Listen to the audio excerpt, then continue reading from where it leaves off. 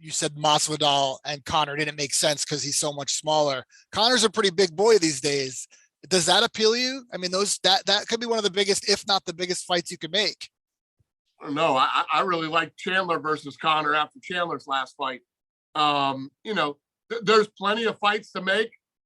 I don't know if that's the one, but we'll see what the landscape looks like when Conor comes back. It's interesting to bring up Michael Chandler, what he's done coming from out of the organization, and his losses were epic fights. So that's a fight that you could see making next for Conor, perhaps, Michael Chandler?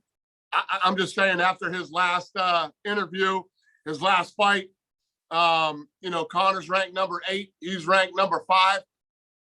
It makes a lot of sense right now.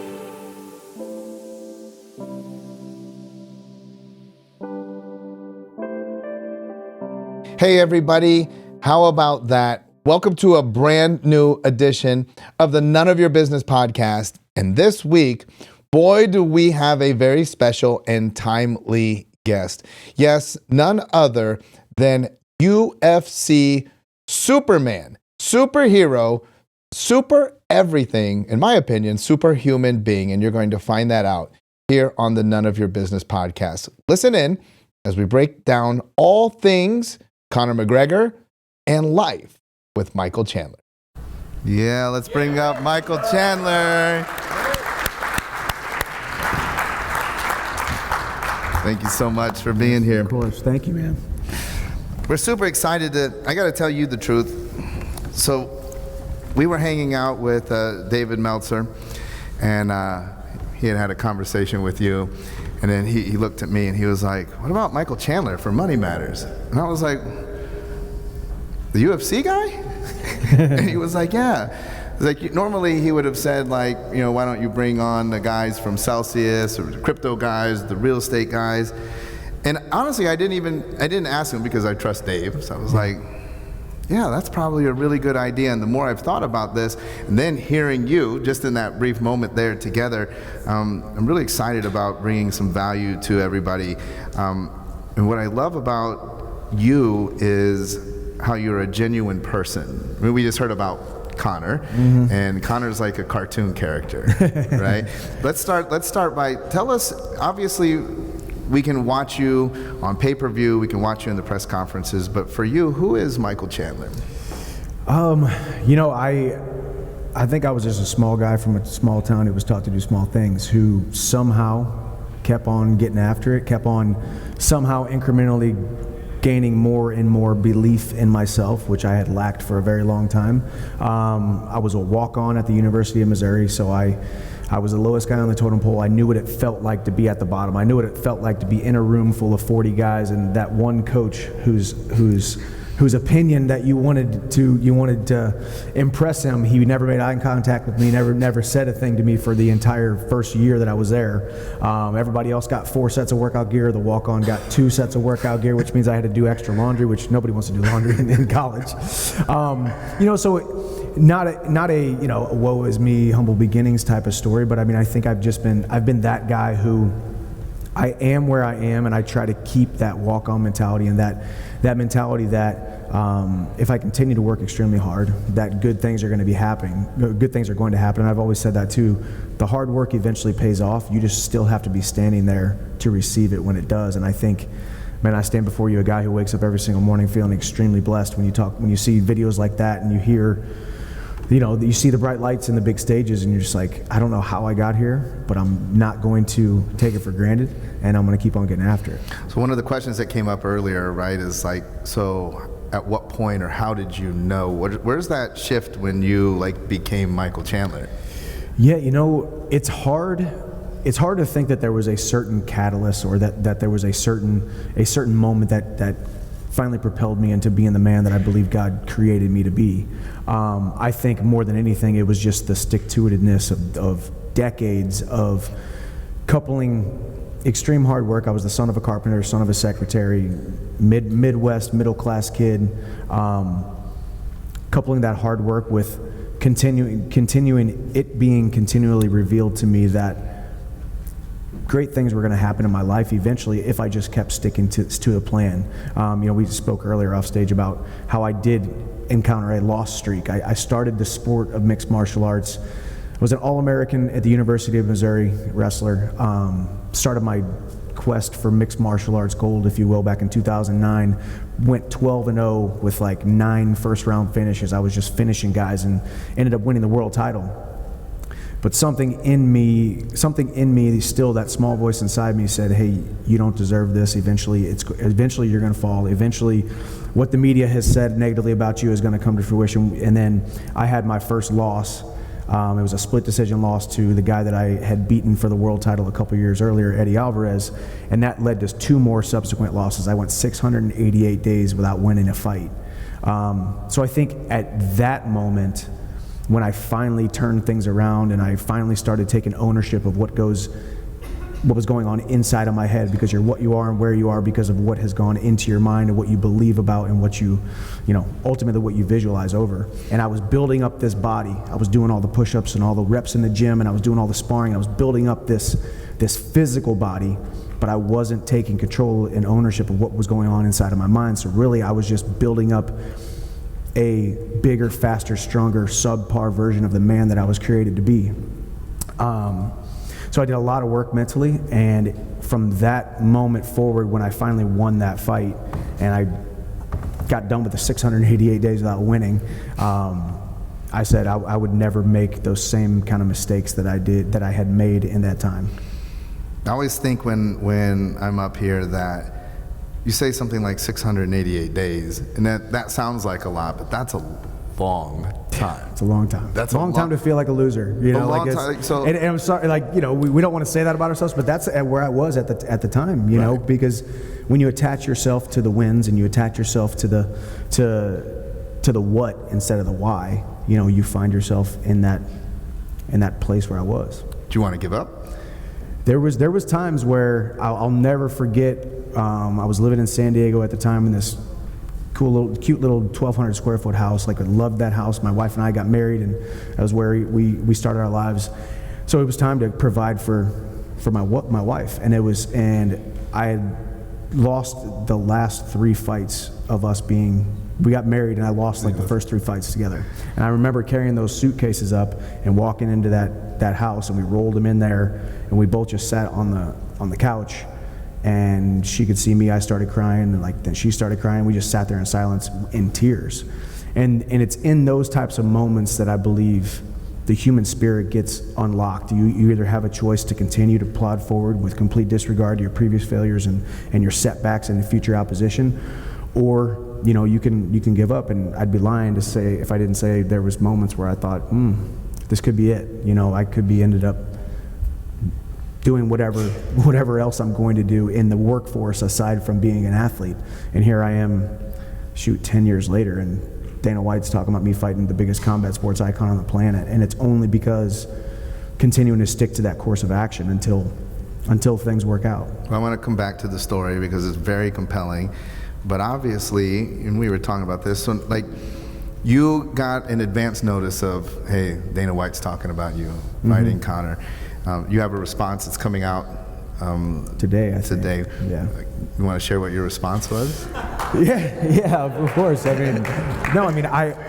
want to fight Conor for sure. And anybody who follows the sport of mixed martial arts knows that's the biggest money fight, not just in the lightweight division, not just in the UFC, but in combat sports in general. If you want to change your life, we want to create generational wealth, as Ed Milet says. You want to become the one in your family that propels your family tree into a different dynamic than it was prior to you.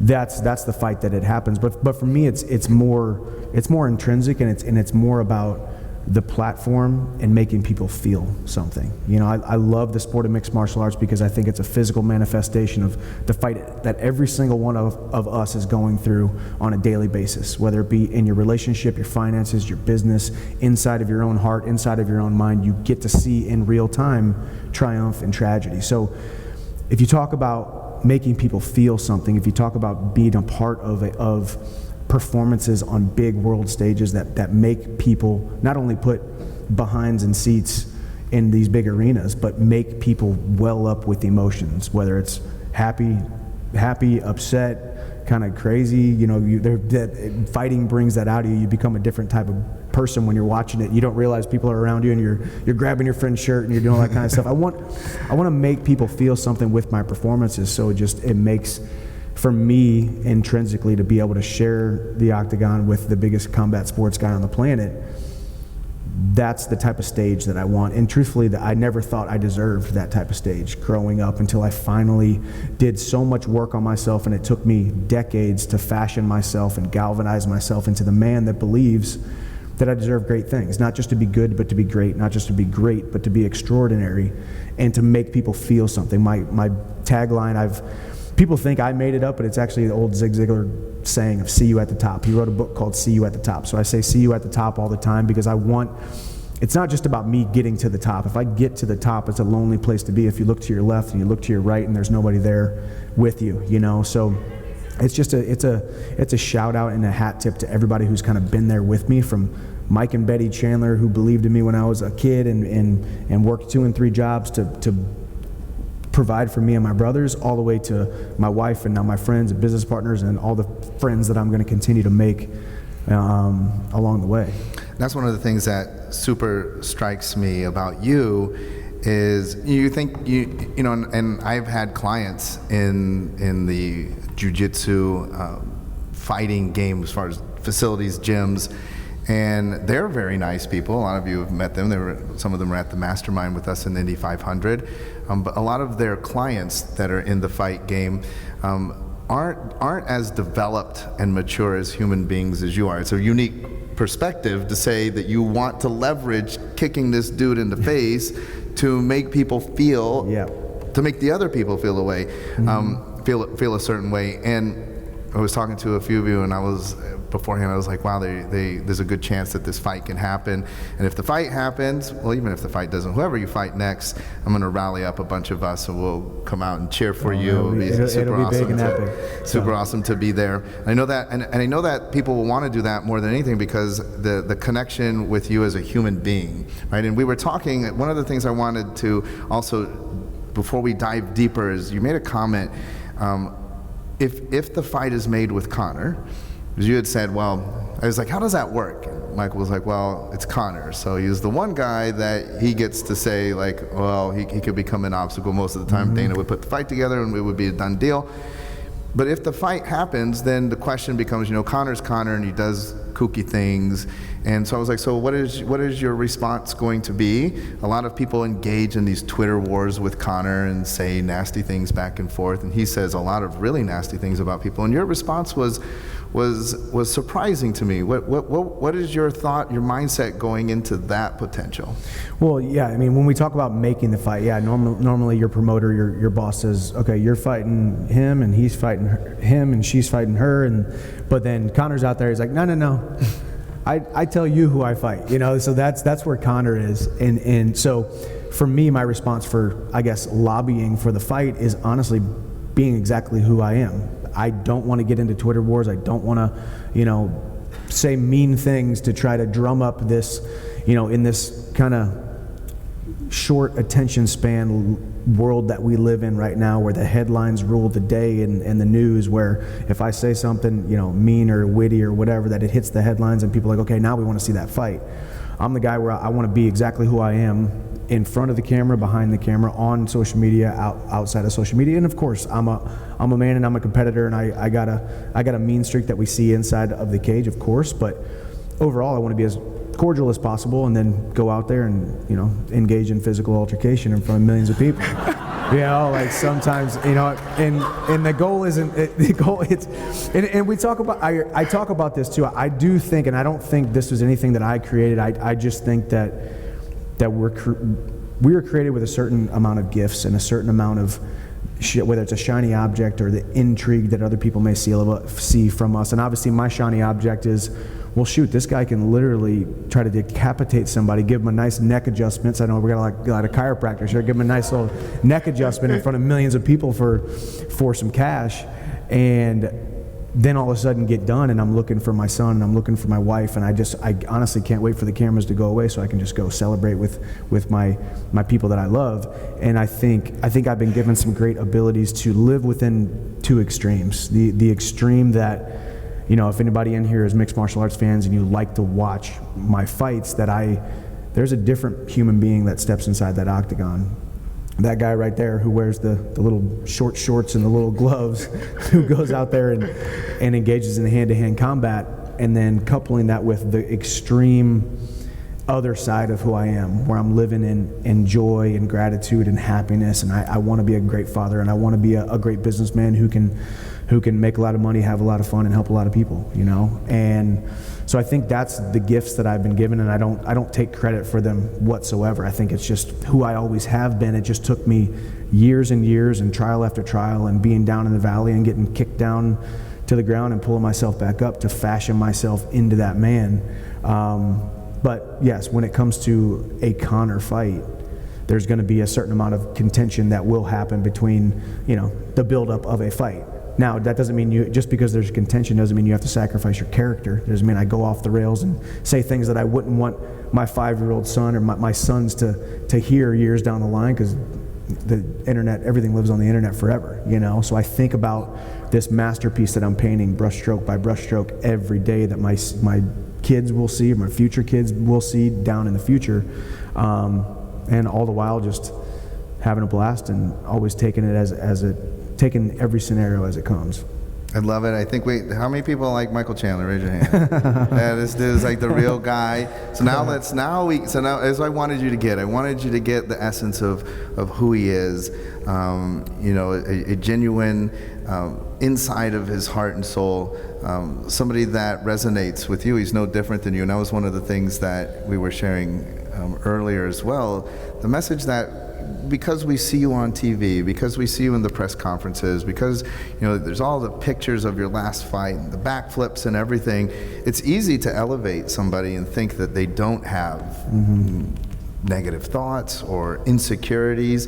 And then I want to go back now to the losing streak.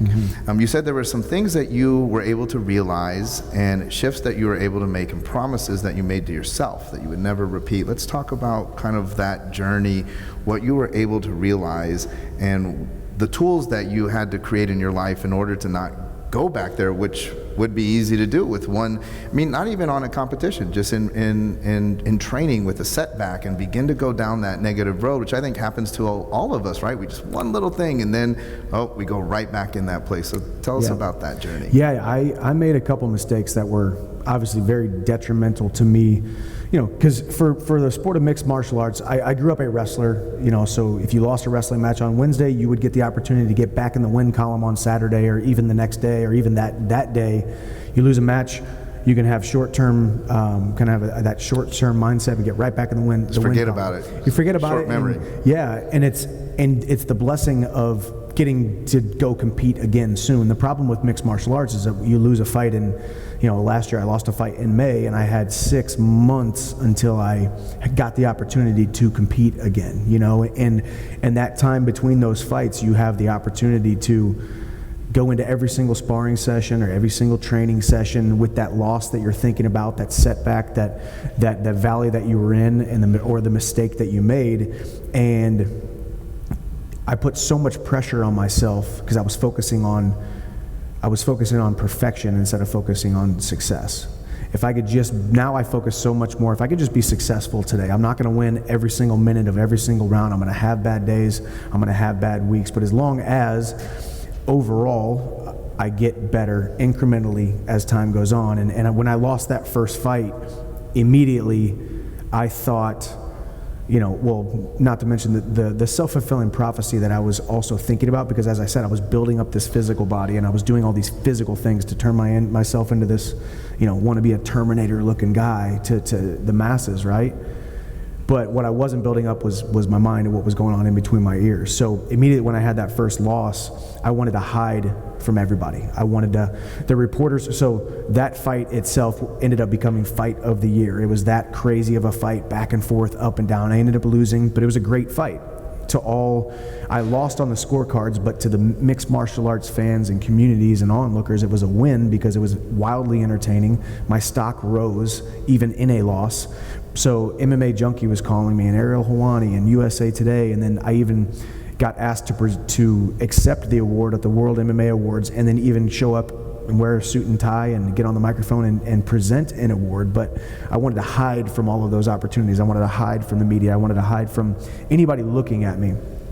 And that idea of me just being in the comfort of my own home, when really it wasn't really comfort of my own home at that point. It was the self-deprecating feeling of, okay, I don't want to go outside there because I might see somebody who might be reminded that I lost that fight. And when really looking back on it, it wasn't that big of a deal. We will all lose. Every single person in here has looked up to and admired and aspired to be like someone who has had numerous setbacks, numerous failures, and numerous losses in their life. But we look to them when we see their success and where they're at, and we thought, well, for them it was just part of the process, but for me it was a death sentence, right? Because we get, truthfully, self-consumed. We get self-consumed in that loss because we're not operating from a point of gratitude. And I think that's, even hearing you talk about gratitude up here earlier and helping a lot of people, I became very self-consumed, not in a egotistical, selfish way, but more just I was putting so much pressure on myself that this loss now means I am a loser. Therefore, when I put my shoes on in the morning, I'm a loser. When I'm brushing a loser's teeth in the morning. And then, so I wanted to hide from all of that. And the second mistake I made was immediately I felt like, I call it skill amnesia. I all of a sudden thought that I lost all of the skills that I already had, which in fitness or in my line of work, athletics, I didn't lose any power, any speed, any quickness, any stamina, any cardio. I was still a phenomenal athlete. I was still just as good of an athlete after that loss as I was before, but it was my perception of the skill set that I had that immediately, well, now that I lost and now it didn't work this time, well, I must be A, loser, and B, I lost all these attributes, which we know is the enemy, which is really the inner me talking to myself in a negative way. And then the third mistake I made was that I found myself in a comfortable jail cell of self-pity. When you think about a jail cell and you think about that little bitty nasty foam mattress that's not even really foam, and you think about the thread count on the sheets that looks like a burlap sack, and that pillow that really feels more like a sack of potatoes than it does an actual pillow.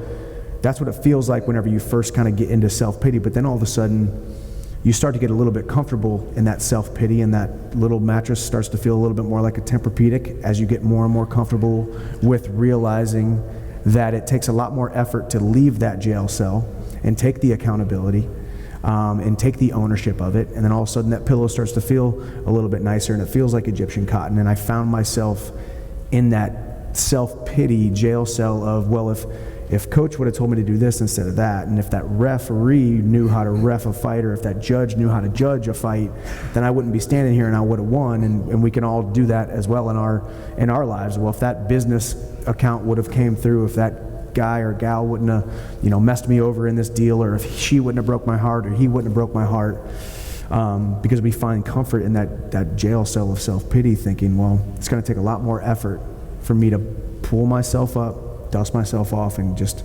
realizing I had the key right in my hand. And those were the mistakes that I made, and I vowed to myself that I would never make them again, not only for myself, but for my legacy and my platform, and ultimately my wife and my sons.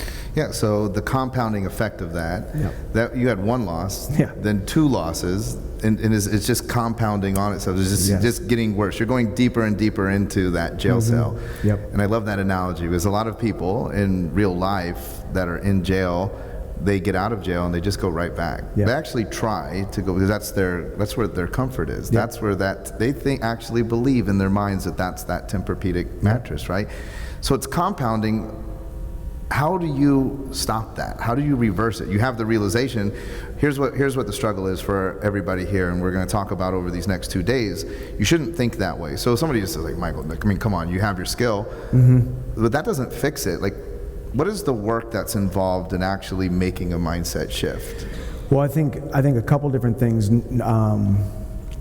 Visualization is extremely important for me in athletics, but not even just athletics, not even just the punches, kicks, knees, elbows, combinations, stepping into a cage in front of tens of thousands of people and seeing your opponent and watching the ups and downs and ebbs and flows and putting yourself inside of the fight, inside of the competition, into the contest before you actually get there. But even just being able to smell the smells and hear the crowd, what it feels like to walk into a huge meeting, a boardroom with a PowerPoint ready to nail it, to get the sale, to close your next client, to sign the lease on that next property, and then that next building, to see those zeros in your bank account, see the man or the woman that you want to become, and make sure that that person scares you a little bit because of the amount of success that they are having, that they are going to have.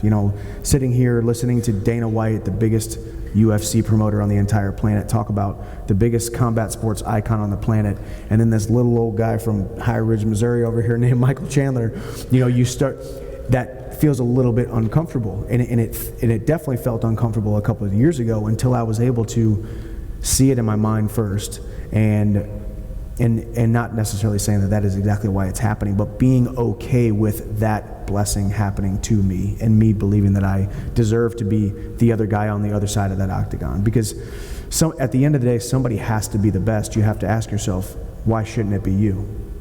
If you do things right, if you operate with integrity, if you're a man or a woman of great character, if you do things with the right spirit behind it, somebody has to be the best.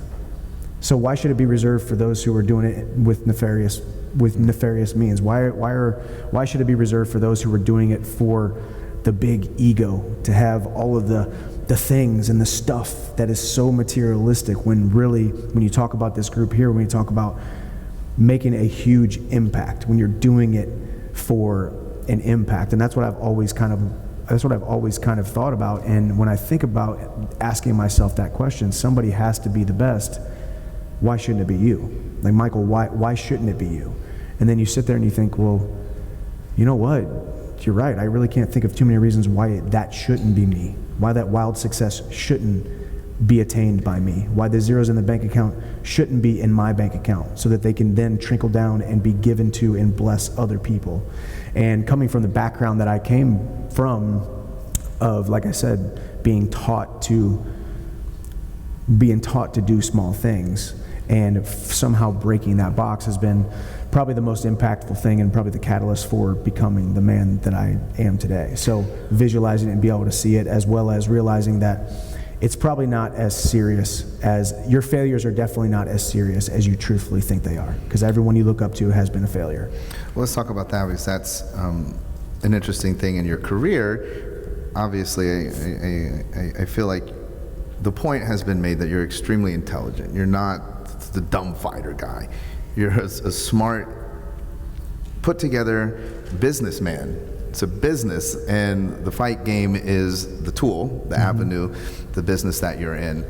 You made some interesting business decisions with your career relative to the fight promotions, where arguably you might have been giving up some money in the immediate for a longer term, and it's played out very well for you. Yeah. Talk to us about what that looks like, because a lot of your colleagues, a lot of people in your spot would have gone for immediate money versus having a vision for what's possible, and coupling that with, then we have this gap of, we have this history of, well, I had this 3-fight losing streak, and that happens, and did I mess that up?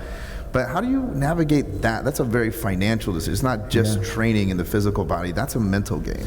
Yeah, it is, and I can tell you, there was a lot of tough decisions that I made. You start out in the sport, you're a young single guy, and you're doing it just for the sport or the lights or the fun or the lifestyle that I didn't want to go didn't want to go join the workforce. I wanted to still become an athlete. So those are the reasons that I did it. Then I married the woman of my dreams, and now it's time to be and make good on those promises that you looked her in the eye and promised her at the altar. And then I adopted my first son a couple years into marriage, and adopted my second son here about 6 weeks ago. And now I have 2 young baby boys and a wife, and so it just exponentially becomes bigger and bigger. But being able to compartmentalize making the right business decision for the family, all the while knowing that if this thing works out the way that I think it's going to work out, we're going to be just fine. And not only we're going to be just fine, there's going to be these kinds of opportunities like we just talked about. And I'd be lying to say that if there wasn't, numerous times where I forewent the huge stage of the UFC for a very long time, and I fought outside of the UFC for a very long time. And there was a lot of pros to that, but there was definitely cons. The pros were that I was cutting my teeth outside of the UFC. I was winning fights and getting more experience, because I think we really undervalue the amount of experience that we truly need to be able to be put into the position that we eventually want to take advantage of. And we should get into my call with Dana White whenever maybe after this, but I needed to be put in that position years and years later, because I wouldn't have been the man that I needed to be, the man that's standing on this stage, had I taken the opportunity to go to the UFC 4 years ago, 6 years ago. So I really was playing the long game and the delayed gratification game of, even though I work just as hard as all of these guys in the UFC, even though I'm training like I'm fighting the number 1 guy in the world, even though I'm fighting this guy who's not even as close to as good as the number 1 guy in the world, but I was doing every single thing right, leaving no stone unturned in my preparation, but then not getting the recognition for it, but somehow inside of my head knowing that something eventually is going to break here. Something eventually is going to happen. And the moment that I came over to the UFC was quite possibly the most interesting and most favorable set of circumstances that may have ever happened in the sport of mixed martial arts. Khabib Nurmagomedov was undefeated fighter, the UFC champion. He retires as soon as I signed with the organization. So then when he retires, you take him out of the piece of the puzzle. There was Conor McGregor and Dustin Poirier who were tied up in a trilogy, so you take them out of the equation. Then all of a sudden, I win my first fight. Then they're like, well, shoot, who's this new kid on the block, brand new dude that 98% of the people, I was speaking to someone earlier too, he was like, well, sorry to tell you, but I didn't really follow you that much in Bellator, but because UFC is just so big, it's such a big platform. And all of a sudden there was little old me coming from outside the organization, went one fight, and I'm fighting for the world title last May.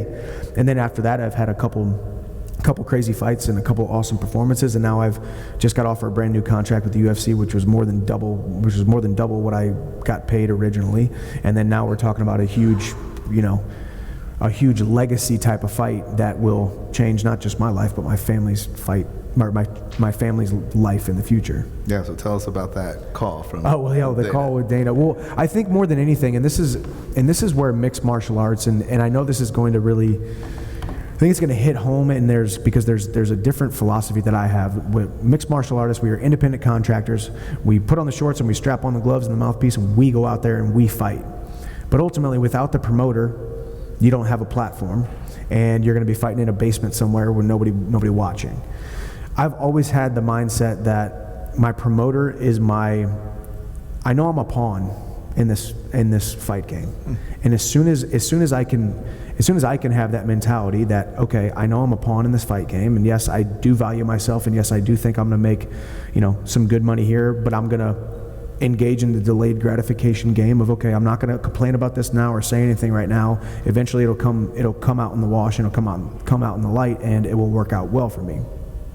So as soon as I was able to come to grips with realizing I am just a pawn for the promoters to make immense amounts of money on the backs of the fighters, then I was able to give myself the freedom to not only talk great about my promoter, but love the platform that my promoter has given me. So when I came into the UFC, I said, listen guys, with all these guys that you've made millionaires over the last X amount of years who are complaining about this and negative headline that, and they're tough to deal with. I just want to be a good thing for your organization. I sat in the room with Hunter Campbell, who's the number 2 in charge in the UFC. I want to be a good thing for your organization, and I want to show up. I don't want to tiptoe outside the top 10. I want to come in right away and either prove either I am who I say I am or I'm not. So I wanted to immediately told him I want to be a good thing for the organization, and then immediately made a promise to him that I was going to be one of the most exciting guys on the roster. And so far I've made good on both of those promises. I leave that meeting, and then Dana White calls me, which I didn't have his number. I had my manager put his number in my phone so that in case Dana called, that I'd be like, okay, well, I got to take this one, you know. And Dana was on the tarmac at the Las Vegas private airport. He's like, hey kid, sorry I couldn't make the meeting. I'm flying out to here, whatever. And we exchanged some really, nice things. Hey, he's like, I'm telling you, you sign with our organization. It's going to be bigger than you ever would have dreamed. It's going to be bigger than you ever would have thought could be possible. And I said, well, Dana, I believe that, and just so you know, I believe that you're going to be hard pressed to ever find another athlete, another employee that is going to be as equally yoked with you as I am, because I believe we speak the same language, and I believe that I'm going to come in and be a good thing for your organization and do something great. And I said, and on top of that, you haven't paid me $1 my entire career. Every single check that I have had has someone else's name on it and they paid me. But indirectly, your name was on every single one of my paychecks because you quarterbacked, championed, and built this industry so that a fighter like me, some no-name kid, small-town kid from Missouri who somehow become, a world champion and be on a world stage, and then he, said a couple cuss words and said, I love it, and hung up on me. And I'm like, well, I think that went well. Maybe it went well. Maybe I offended him. I don't know. He calls me back and then essentially was like, hey, I just talked to Hunter. We're gonna give you whatever the F we need to give you to sign you. So I say that to say my mentality always has been, okay, well, and Jocko Willink wrote a book called the Laws of Combat or something. And in there he talks about superior officers. And the superior officers are the ones that lead the troops. They lead the missions. They are in charge of the missions. But every single superior officer was at one time a really, really great guppy, a really, really great grunt, a really, really great fall in line, do what you're told. For this season, I know what my potential is, but for this season, I'm going to put my nose to the grindstone and I'm going to work extremely hard and I'm not going to say a word. So I think I've just enjoyed that luxury of knowing what it feels like to engage in the delayed gratification, as well as operating from a place of gratitude. If I would have told Dana, hey man, you need me more than I need you, and there was that kind of thing, he'd be like, he really would have said cuss words and hung up and never called back. Yep. So those were kind of just the two overarching themes and thoughts about how I've operated in this individual sport. And it's really worked out extremely well for me. It is an individual sport in the sense that you are the only one that goes in the cage, but it takes a team of people around you to get to that point that you step in the cage. How important is it that they, mindset-wise, right, when you talked about the 3 things that you learned, that they also know those 3 things? Have you ever had instances where their mindset has affected you as an individual? I do think that I kind of compartmentalize it and keep it very separate, because I want to be able to say, Henry Hooft is my head coach, he's my striking coach, and then Greg Jones and Kami, they're my wrestling coaches, and then Jason Strout's my boxing coach. They're teaching me techniques, punches, kicks, knees, elbows, and we are all extremely close. But of course, there's going to be things that I disagree with them in philosophically or religion or background or whatever. So you got to keep the main thing. What is the most important thing about that coach for me? What part of the puzzle? What chain link on the huge chain of this career and our mission that we're trying to accomplish? What is the most important thing there? And I think ultimately, me coming in and being in this sport as long as I had, it's really cool that I was the young guy who moved to Las Vegas years ago, and I was training with the guy who was fighting Frankie Edgar for the world title, and I was training with all these other veterans, and I was this, young wrestler from Missouri, and now I'm the 36-year-old, got scar tissue, older than some of the kids I'm training with now, And it's kind of cool moving into that veteran position of being like, hey, you know, when a young kid will ask me about, it's actually really cool that they ask me about finances, they ask me about taxes, they ask me about investments. Hey, I just saw you do this video with this guy. Like, how the heck are you friends with him? And we talk about relationship capital. You can only have a great reputation for so long and have great results for so long that eventually people want to do business with you, because your reputation is that, well, if this person is doing business with them, that is the stamp of approval, you know? So I've always just tried to be that guy who cared about my image so much more than a lot of other people, because I knew what it meant for the long term and the continuing to acquire great relationship capital and having a great team. Those are the two most important things I've always say. Work extremely hard and surround yourself with the best people possible, and things will most likely work out. They might not work out when you want them to or how you want them to, but sometimes a closed door that never opens is a bigger blessing than a door that would have opened and you would have went through the wrong door. And we've all had numerous of those scenarios. So work extremely hard and surround yourself with the best people possible, and always continue to find that 1%, that way of becoming 1% better.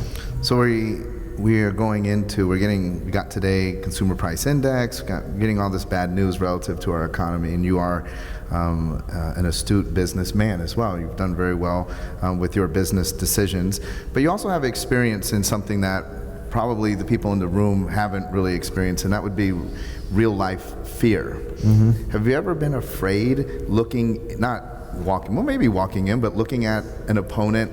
They announce, hey, you're going to fight this guy, and you're like, wow, that's a challenge. Has that ever happened to you? Any fear creep in? Yeah, well, here's the problem with mixed martial arts. The fear is always there, because I don't care if you're the strongest person in this room or the weakest person in this room. If you're wearing those little bitty 4-ounce glove and you hit me right in this area where there's a button, the good Lord decided to give us a nice little button over here. You never know where it is. It could be up here that day or down here. Anybody can go out. You know, anybody can get caught. Anybody can slip on a banana peel. And, you know, I've had a fight in Madison Square Garden where I rolled my ankle within the first minute of the fight, and the fight was basically over at that point. And my limp leg, I was trying to like walk around on it and move around on it, and the fight gets stopped a minute and a half later. These types of scenarios where you're throwing yourself into the fire and you're getting tied onto a tornado, you have to embrace the uncertainty that's about to happen.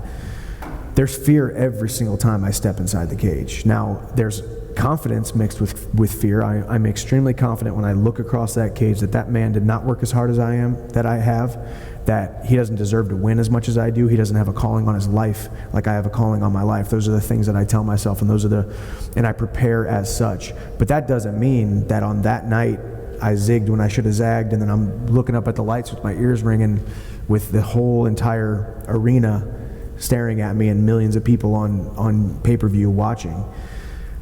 But the idea that when I was that guy and there was somebody out there watching saying, gosh, I really feel sorry for him.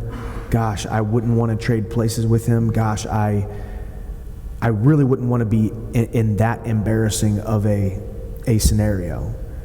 I think there truly is something inside the human spirit, inside the human condition that says, even though I feel for him, there's something I am envious of about that, because he is there right now and he failed while daring greatly, and he's out there trying to do something. He is the man in the arena. And I do think that God created us to do extraordinary things with our lives, relationship-wise, financially, business, impacting people, doing something that makes people feel something. And for me, my shiny object for people to get to know me or want to follow me or want to see what I'm all about is he punches and kicks people inside of a cage for a living, for money. And then, you know, what does his family think about that? How does he speak at churches? Jesus said turn the other cheek, but he's over there speaking at churches. And, you know, it's kind of an interesting, interesting dynamic. And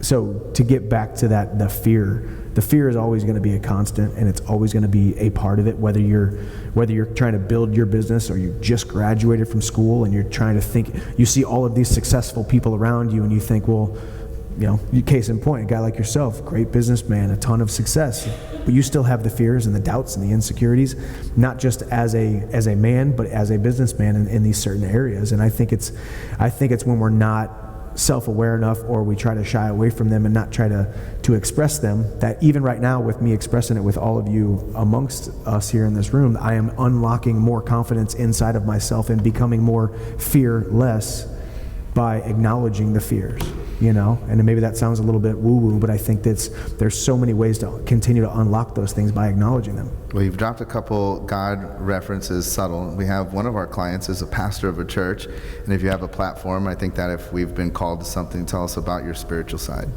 Yeah, I mean, I got saved when I was 14 years old. I grew up Catholic, kind of. It was religion, and I went to mass, and I went to my first Holy Communion and all that kind of stuff. And then I got invited to a youth group when I was, like I said, 14, 15 years old. And, that's when I gave my life to Christ. And since then, trying to become, the best man that I possibly can, and try to live with the biblical principles, which are amazing too, because they're in the Bible, but then they were also taught by Zig Ziglar. They were also taught by Jim Rohn. They were also taught by all of these different people that we look at. And, I'm a big old school guy. I pull up all those, almost black and white, like tiny little videos on YouTube of guys that were talking in the 60s and the 70s and that kind of stuff. I'm fire and brimstone. Yeah, exactly. I'm an old soul in that way. But, just trying to become the best man that I possibly can, and realizing that God's gifts are renewed every single day, and His grace and His mercy is sufficient. And I do remember too, I think since we are all businessmen and women here, and we want to become more, and we want to acquire more and build more and impact more. Before I walked into that meeting with Hunter Campbell, who would eventually call Dana White, who would eventually give me my contract, I was speaking with my father-in-law, and I said, honestly, Pops, like, I don't know what's going to happen here. I don't know if this is going to be the right thing to provide for your daughter, because ultimately that's my number one goal, provide for his daughter, and everything else will take care of itself. And he sent me James 1:5. He who lacks wisdom, ask for it, and the Lord your God who gives it abundantly will come through. And I prayed that, showed up, and it was the craziest, most bold, most courageous, most out-of-body experience I've ever had in my entire life. The man who I was turned into the man who I wanted to become there that day, saying things, making bold proclamations, looking a man in the eye who by the end of the meeting was trying to sell me on signing with the UFC, and then paying me triple what I thought I was going to get paid. So as we continue to navigate this life, and as we continue to build, and as we try to continue to acquire both relationship capital and financial capital and businesses and impact, praying for wisdom every single day, and realizing that you will never ever be perfect, but you can be successful, and you can be a great steward of the blessings that you have been given. And ultimately, as we talked about, doing great business with great people. The older you get, the more you realize you can get jaded by some bad business deals and some bad business people, or some people that you wish you wouldn't have come into contact with. But then ultimately, the older you get and the more you're in business and the longer you are on this journey, you realize there really are so many really, really great people to do really, really great business with, to make a really, really big, great impact in the kingdom of God. Let's talk about that part, being a good steward. A lot of people, when you start to get money, you're on your second contract with the UFC, facing potentially a really nice payday. A lot of people would really screw that up. Yeah. You've done a very good job. Mm-hmm. Tell us about that development as a businessman. How do you make decisions about things that you're going to get involved with? How have you learned, without a financial literacy formal education, to be such a great steward of your money? I honestly, it is kind of funny. I really do go back to, I kind of make fun of myself. Actually, my buddy James, business partner James, we're staying up last night talking about business and doing all kinds of stuff. And I'm always trying to get him to convince me to have a better mindset on money, because I do truthfully, ultimately, I'm operating from a place of fear in a lot of ways. A lot of the decisions that I have made, or the indecisions that I have made, were, okay, I can't go broke. My parents always talked about being broke. I don't want to be broke. don't be broke, don't get broke, don't make a bad decision here. But ultimately, as you, number one, continue to work hard, both for me in athletics, but also work hard to gain more financial literacy, and then surround yourself with the best coaches and training partners in athletics, but then also surround yourself with the best business partners and accountability partners and people who know more than you about a certain subject, where maybe you don't bring that education or that intellect piece, but you bring other areas that are your gifts.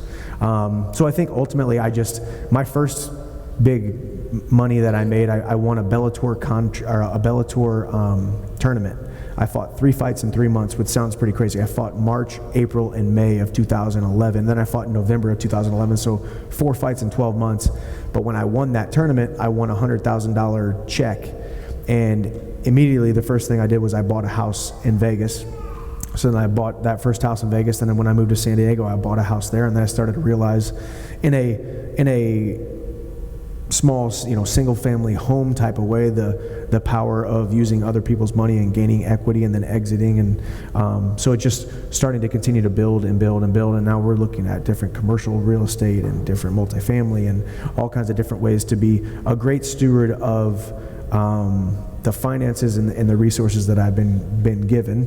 Or that I've acquired over the years, to be able to continue to just be a constant quest, just like I'm trying to become better with my techniques and as an athlete and continue to prolong what this body is capable of. I'm 36 years old. I'm no spring chicken anymore in the sport of mixed martial arts. Some chiropractic will fix that. Yeah, exactly, right? So it's like, so just as I'm getting better in the gym, I want to get better outside of the gym. And then, when you brought up speed earlier, getting involved with just great people that are creating great products that are also revolutionizing an industry that will ultimately and most assuredly make an impact in the world, and investing in different companies and ultimately just taking pride in shaking hands with and doing business with really great people. And that's really ultimately what has happened. And there's numerous times a week or a month that I have to pinch myself and look at my Rolodex and say, how in the world did all of this happen? Like, why I don't know why these people are drawn to me. I know why I'm drawn to them, but I don't know why they are drawn to me. Just like you said, with me and Dave texting back and forth, and I got a black eye. It's like I'm one of his only friends who has a black eye most of the time, which is kind of cool, probably. But and just continuing to get better, and then ultimately with all of that, continues to gain more confidence. Let's talk about speed. That's one of the projects that I'm super excited about. We've been talking with Dan for a while.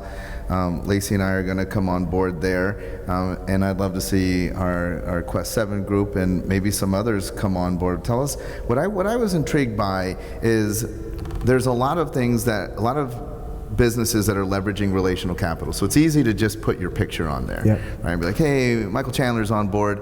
And then you started talking about it. And I was like, oh, you actually know about this. Tell us about, specifically with speed, tell us about speed. What is it? Why are you attracted to it?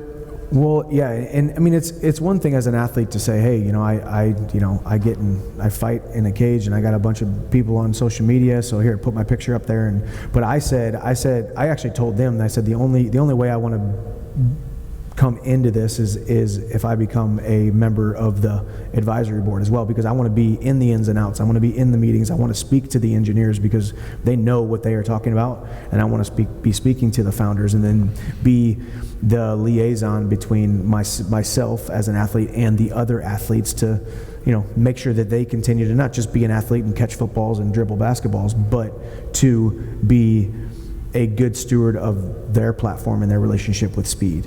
But I think what has impressed me most about speed is the people behind it. When you talk about the relationship capital, when you talk about the passion that these guys have to not just to create another revolutionary fitness product, a home. So people don't generally know what it is. I want to hear you describe it. What is it? So what it is it's a platform with a screen with resistance training. So you could have a bar with 2 clips. You can have a trap bar deadlift with 2 clips, a curl bar. You can do squats. You can do lunges. You can do static holds with it. So essentially, you're going to be able to move the resistance around, and it's going to be it's going to either be free, where you can move it as much as you can, or it's going to be somewhat, we call it I think we landed on the Nemesis mode. We didn't know if Nemesis sounded too much like, negative, but I told Dan, I was like, I like Nemesis mode, because we all have a Nemesis, whether it's the Nemesis that I've talked about, the small guy from the small town who taught to do small things. We all have something pulling against us. Mentally, physically, spiritually, emotionally, relationally, business. We all have something pulling against us. So that day, whenever you can put it on Nemesis mode and say you're doing curls or you're doing squats, you're not just lifting the weight. The machine itself is actually your Nemesis, and it is pulling against you. So you're not only engaging the muscles from a eccentric, but a concentric and isometric type of way. So platform, extremely high-tech, advanced, looks like a NASA spaceship.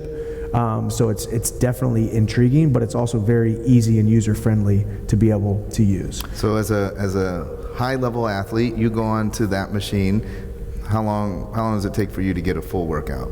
Well, that is one thing about that machine. It is designed to be shorter workouts because of the isometrics and the concentric side of it, where it's pulling against you, or you are holding it, or it's time under tension, where your reps in the gym where you're going to do squats, so you're going up and down. This could be 5 reps where it's pulling you down, and then you're pushing against it, and that's your 1 rep. It could be 5 reps, 3 sets of 5 reps, 15 reps total, and you feel like you just did 100 squats. Same thing with curls, lunges, deadlifts, different body parts, and then we're going to have an educational type of piece where it's a speed university type of thing, where you come on. It's a subscription-based model, of course, and then also having people come in, having people be able to watch different videos and build out a huge deck of how to do all of the different workouts. Very quick workout. And then the new thing that they're adding is then the cameras. Yeah. Where now somebody could be watching you work out on it that's not actually there. Yep. So they can do you can do that trainer type, as well as the cameras that are already connected to the motherboard of the machine it'll tell you if you're doing a squat or a lunge and your right knee is bowing out 2 inches. Okay, what can we do to correct that? Well, that might be something over here in the piriformis or in the glute that we need to correct just that 2 degrees. And there's going to be They've brought on so many different people, from rehab, prehab, yoga, physical therapy, to doctors, and obviously sports science majors and that kind of stuff, coupling that with the professional athletes, coupling that with other people on the board, coupling that with there was one other thing I was going to say. It doesn't matter. Couple it with something else. It's going to be good. Yes. No, it's going to be good. What was I trying to say? Oh, the engineers. The engineers, which are actually the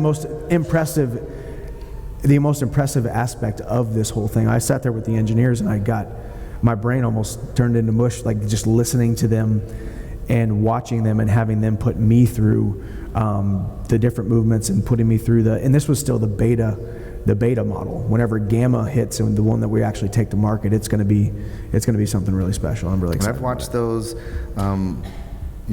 You keep saying a small guy, and you're not that small, but I've watched, the linemen from NFL teams, big giant dudes, and just, getting them on the machine and having them work through it, and they're astonished at how hard it's working them out in such a short, concentrated period of time. Yeah.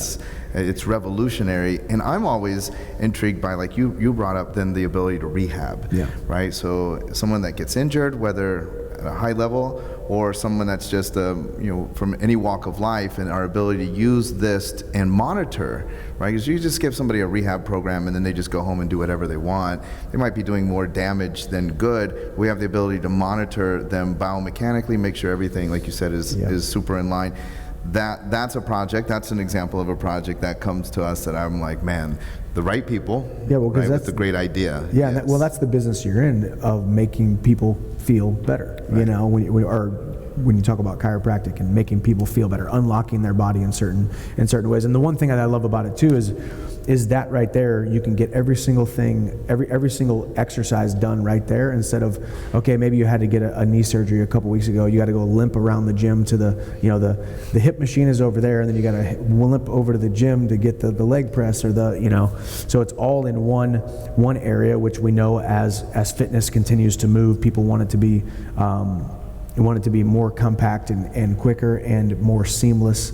So they saw an area in the industry, as well as other competitors, if you will, only go up to say 200 pounds, and that might sound like a lot of weight where most people wouldn't even need that. To have the ability to go up to 2,000 pounds still just makes the machine, it's substantial, but also feels a little bit more mercurial, like you can move it around as well.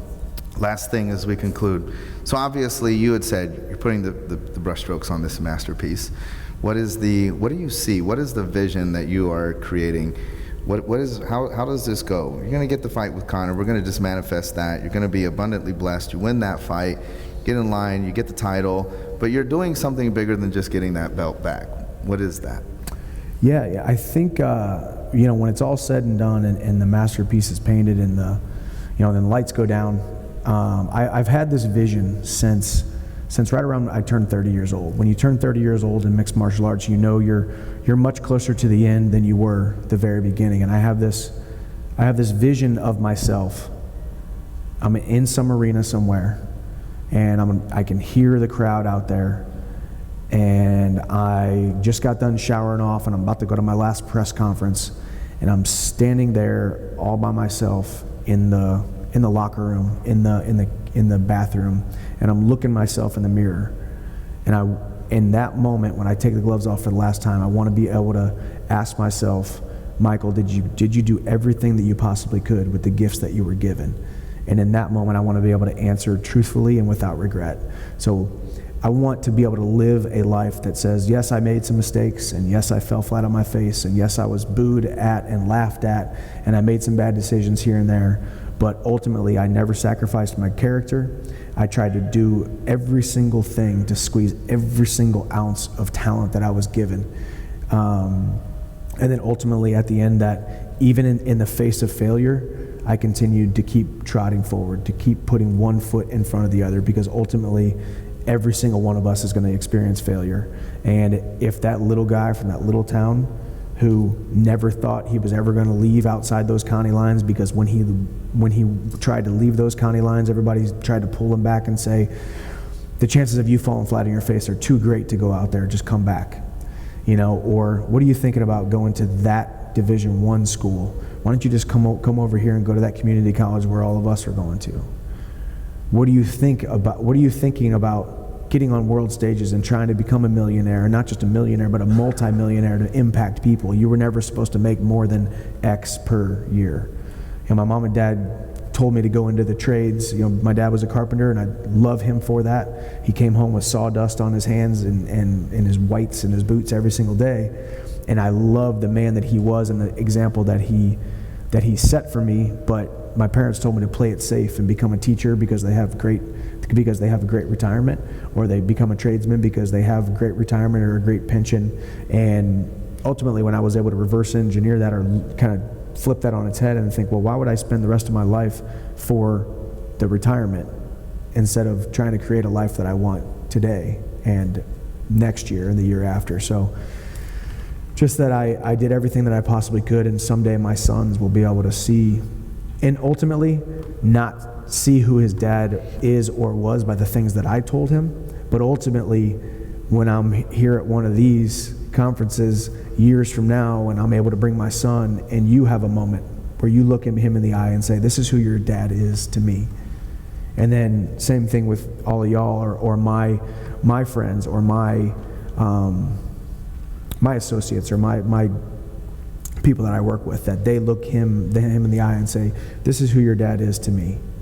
And this is why I respect him, I admire him.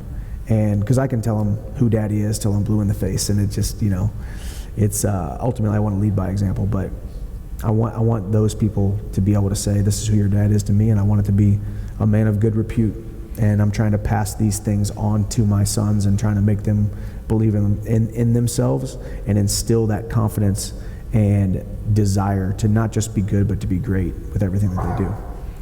I think that I'm going to show you a couple things. Number one, for me personally, and people that work with me will tell you, and all of these people would tell you, like, I feel like we just had an hour conversation, just you and me, and you have super impacted me in this hour. Like, I really appreciate you spending that time with me, here one-on-one, and also being able to share that with everyone else. Just an incredible human being, which gives a higher level of appreciation for what you see on TV, what you see on press conferences. Do you check your own social media, Instagram? Yeah, I run my own. You run your own, okay. How many people was Michael Chandler different than what you thought? Raise your hand.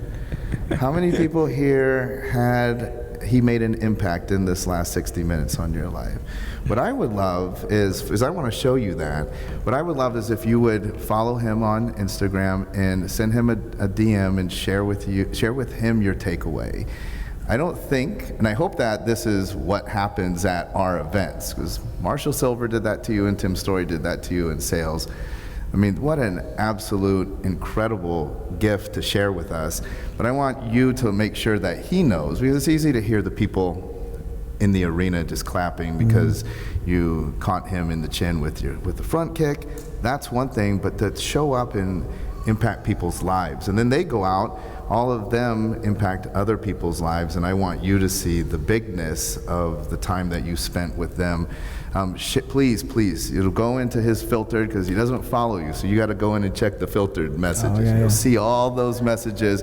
Let's share with Michael Chandler what impact he has made with you. How many of you are now massive fans of Michael Chandler? Yes. Thank you. Thank you so much for joining us. We super appreciate you. Appreciate it.